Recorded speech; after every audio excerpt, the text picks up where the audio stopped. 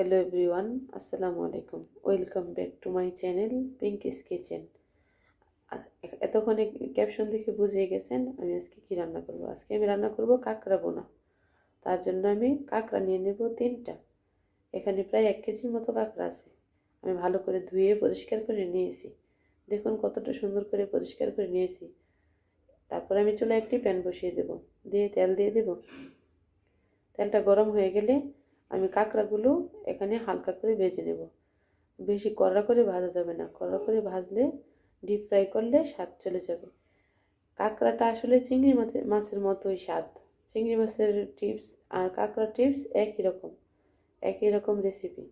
তারপর আমি লবণ দিয়ে দেব, হলুদ দিয়ে দেব, দিয়ে একটু ভালো করে মিশিয়ে দেব।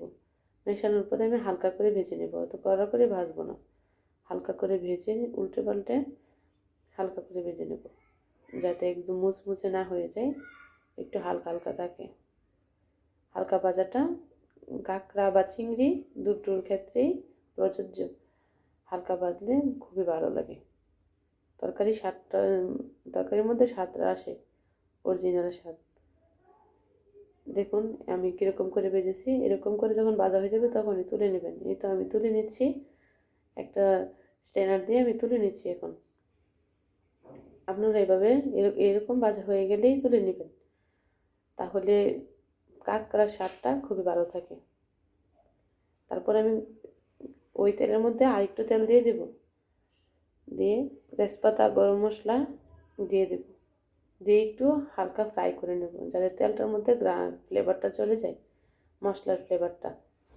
এখন আমি বেশ অনেকগুলো কুচি করা পেঁয়াজ দিয়ে দেব, অনেকগুলি পেঁয়াজ দেব যাতে গ্রেভি একটু বেশি হয়। পেঁয়াজ বেশি দিলে গ্রেভিটাও বেশি হয়। আর এখানে আমার প্রায় 1 কেজির মতো কাঁকড়া আছে, তার জন্য আমি পরিমাণ মতো দিয়ে দিলাম।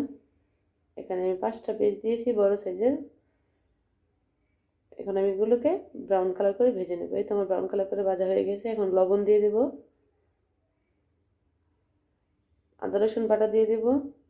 মাংসের মধ্যে যে এরকম মশলা আমরা ইউজ করি ওই মশলাগুলোই। 1/2 চা চামচ হলুদ গুঁড়ো দিয়ে দেব, 1/2 চা চামচ মরিচের গুঁড়ো দিয়ে দেব, 1 চামচ ধনিয়ার গুঁড়ো দিয়ে দেব। তারপর একটু পানি দিয়ে দেব, এই 1/2 কাপের চেয়ে আরও কম পানি দিয়ে দেব।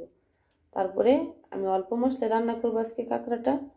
বেশি মশলা দিলে ভালো লাগে না আমার কাছে, তাই আমি অল্প মশলায়, ঘরোয়া মশলায় রান্নাটা করছি। আমার রান্নাটা ফলো করে দেখবেন, খেতে খুবই ভালো লাগে। এখন আমি ঢেকে দেব, ভালো করে কষিয়ে নেব 3-4 মিনিট। আবার ঢেকে আবার 5 মিনিট কষিয়ে নেব। এই তো দেখুন মশলাটা নিচে এবং তেলটা উপরে চলে আসছে। এরপর যে আমি নাড়াচাড়া করে দেব, খুবই ভালো করে মিশিয়ে দেব। রান্নার ক্ষেত্রে কষানো মেশানো এগুলোই আসল। আপনারা এগুলো ট্রাই করবেন, সবগুলি ফলো করবেন, রান্না করলে খেতে খুব ভালো লাগে। এরপর যে আমি কাঁকড়াগুলি দিয়ে দেব, যে হালকা বাছি করে রেখেছিলাম কাঁকড়াগুলি এখন আমি দিয়ে দেব। কাঁকড়াগুলো দিয়ে আমি মশলার সাথে ভালো করে মিশিয়ে নেব। ভালো করে মিশিয়ে আমি 2-3 মিনিট রান্না করে নেব। 2-3 মিনিট ভালো করে রান্না করে নিলে একদম কষানোটা সুন্দর হবে। এই তো আমার কষানো হয়ে গেছে। আমি আরেকটু নাড়াচাড়া করে দেব, তারপর একটু পানি দিয়ে দেব। এ দেখুন আমি 1 কাপের মতো পানি দিয়েছি। পানিটা একটু মেপে দেওয়ার চেষ্টা করবেন, যাতে ভালো করে সিদ্ধটা হয়। কারণ আমি প্রথমে কিন্তু হালকা ভাজা দিয়েছি। প্রথমে হালকা ভাজা দিলে পরে একটু পানি দিয়ে দিবেন যাতে সিদ্ধ হয়। এবার আমি ঢেকে দেব, ঢেকে আমি রান্না করব 20 মিনিট। এখন আমি জিরা আর গরম মশলা একসাথে বেটে নিয়েছি, এখন দিয়ে দেব, দিয়ে ভালো করে মিশিয়ে দেব। একদম নাড়াচাড়া করে সবগুলোর সাথে মিশিয়ে দেব।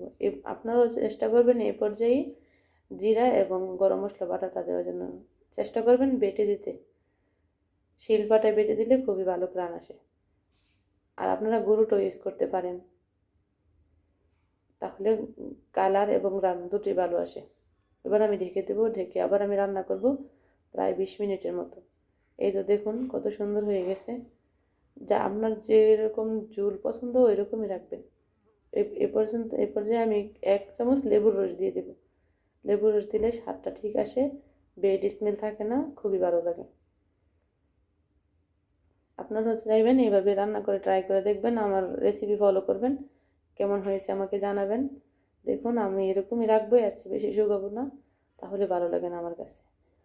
আমি একদম ঝোলটা গায়ে গায়ে হয়ে গেছে। এখন রেখে 2-3 মিনিট পর আমি নামিয়ে নেব।